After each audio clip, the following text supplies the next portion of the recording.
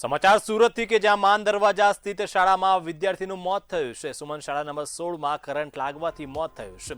ધોરણ 9માં વિદ્યાર્થી પીટી પીરિયડમાં ધાબા પર ગયો હતો। ધાબા પર ગયેલા વિદ્યાર્થી સાથે બની કરુણ ઘટના। શાળાની કથિત બેદરકારીને કારણે વિદ્યાર્થીનું મોત થયું છે। સમગ્ર ઘટના અંગે શિક્ષકે આપ્યું સત્તાવાર નિવેદન। ત્યારે ધાબા પર ગયેલા વિદ્યાર્થી સાથે બની દુર્ઘટના કે જ્યાં વિદ્યાર્થીનું મોત થયું છે। પીટી પીરિયડ દરમિયાન વિદ્યાર્થી ધાબા પર ગયો હતો, જ્યાં વીજ કરંટને અડવાથી વિદ્યાર્થીનું કરુણ મોત થયું છે। ત્યારે શાળા સંચાલકો સામે પરિવાર તરફથી આક્રોશ વ્યક્ત કરવામાં આવ્યો છે। ત્યારે સુરતની માન દરવાજા સ્થિત શાળામાં વિદ્યાર્થીનું મોત થયું છે। કરંટ લાગવાથી વિદ્યાર્થીનું કરુણ મોત થયું છે। ત્યારે ધોરણ 9નો વિદ્યાર્થી પીટી પીરિયડમાં ધાબા પર ગયો હતો, ત્યારે ખુલ્લા વીજ લાઇનને અડવાથી વિદ્યાર્થી પહેલા દાઝી ગયો હતો, જ્યાં સારવાર દરમિયાન તેનું મોત થયું છે। ત્યારે શાળાની કથિત બેદરકારીને કારણે વિદ્યાર્થીનું મોત થયું છે। ત્યારે શાળામાં સુરક્ષાના લઈને પણ અનેક સવાલો અહીંયા ઊભા થઈ રહ્યા છે। સુરતથી સમાચાર કે જ્યાં માન દરવાજા સ્થિત શાળામાં વિદ્યાર્થીનું મોત થયું છે। સુમન શાળા નંબર 16માં કરંટ લાગવાથી મોત થયું છે। ધોરણ 9નો વિદ્યાર્થી પીટી પીરિયડમાં ધાબા પર ગયો હતો, ત્યારે વીજ લાઇનને અડી જવાથી તે દાઝ્યો હતો, જ્યાં સારવાર અર્થે તેને હોસ્પિટલ ખસેડવામાં આવ્યો હતો, જ્યાં હાજર તબીબોએ તેને મૃત જાહેર કર્યો હતો। ત્યારે શાળાની કથિત બેદરકારીને કારણે વિદ્યાર્થીનું મોત થયું છે। સમાચાર સુરતથી કે જ્યાં ધોરણ 9ના વિદ્યાર્થીનું કરંટ લાગવાથી મોત થયું છે। સુરતની શાળા નંબર 16માં કરંટ લાગવાથી વિદ્યાર્થીનું મોત થયું છે। ત્યારે ધોરણ 9નો વિદ્યાર્થી પીટી પીરિયડમાં ધાબા પર ગયો હતો અને વીજ લાઇનને અડવાથી વિદ્યાર્થીનું મોત થયું હતું। ત્યારે સમગ્ર વિસ્તારમાં ભારે ચકચાર મચ્યો છે।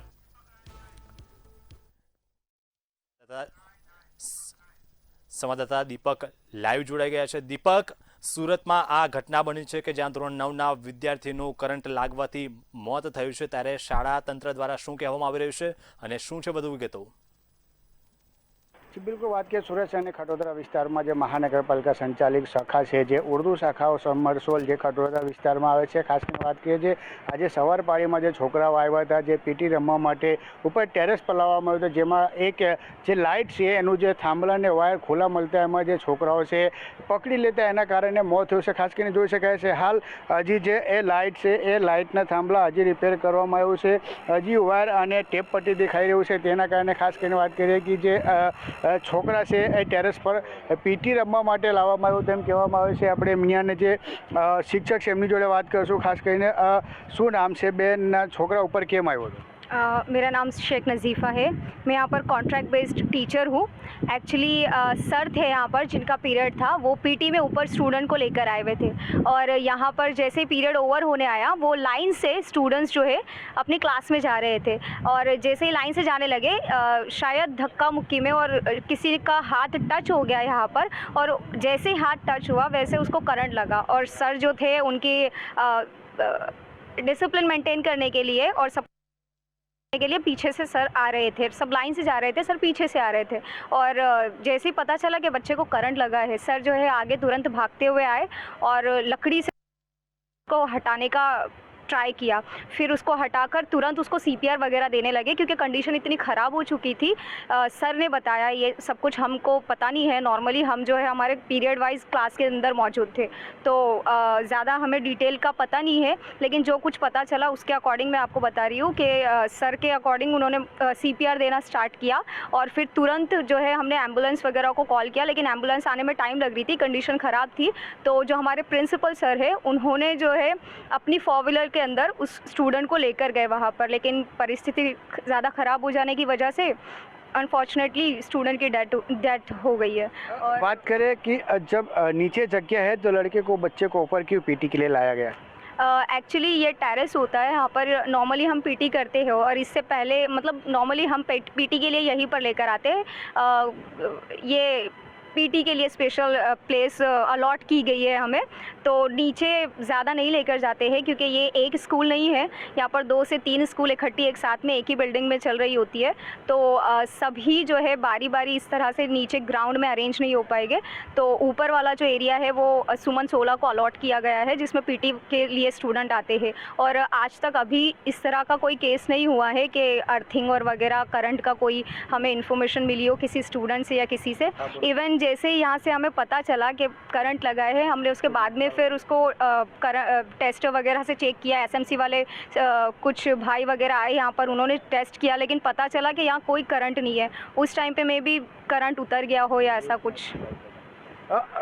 किसी को पता था कि ये जो वायर है कितने समय से खुला है, और जब इधर बच्चे खेलने आते थे तो इतना तो चेक करना चाहिए था ना? नो सर, एक्चुअली यहाँ पर किसी को आइडिया नहीं था इस चीज़ का। इवन हमने खुद इसको टच करके देखा बाद में, स्टूडेंट के करंट लगने के बाद में, लेकिन उस टाइम पर हमको करंट नहीं लगा। इट मीन्स कि हमें तो पता नहीं था पहले कि करंट उतर गया है यहाँ पर, और बाद में जब हमने टच किया तो उस टाइम पर करंट मौजूद नहीं था, करंट उतरा नहीं और हमें लगा नहीं, और बस आइडिया नहीं था इस चीज़ का।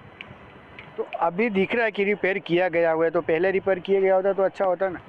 नहीं सर, इस चीज़ का मेरे को आइडिया नहीं है कुछ। ये रिपेयर किया हुआ एसएमसी वाले कुछ भाई आए थे यहाँ पर, उन्होंने ये सारा वर्क किया है और वो खुद देख कर गए हैं। मे बी आपने उनसे रिपोर्टिंग में देखा होगा, पूछा होगा, उन्होंने खुद बताया कि भाई करंट नहीं लग रहा है। ये जो पेटी होती है ना, ये भी बंद थी उस टाइम पर, बाहर से भी करंट नहीं लग रहा था। इवन पेटी भी हमारी क्लोज थी, तो करंट लगने का कोई चांस ही नहीं था। इवन जो हमारा फ्लोर है, टेरिस एरिया है, वो गीला भी नहीं था कि कुछ करंट लग सकता है या ऐसे कुछ। बट तो हुआ कैसे? Sir I am sorry, I don't have any idea about it, but आप प्रिंसिपल सर से ज़्यादा डिटेल मालूमात ले सकते हैं, है ना? બિલકુલ આ ટેરેસ પર પીટી કરાવવામાં આવ્યું છે। જોઈ શકાય છે નીચે છે જે મોટી ગ્રાઉન્ડ છે, મોટી ગ્રાઉન્ડમાં છોકરાઓને પીટી રમાડવામાં નથી આવડતું, અહીંયા ટેરેસ પર કરવામાં આવે છે। ખાસ કરીને વાત કરીએ કે જે હિસાબે આ હજી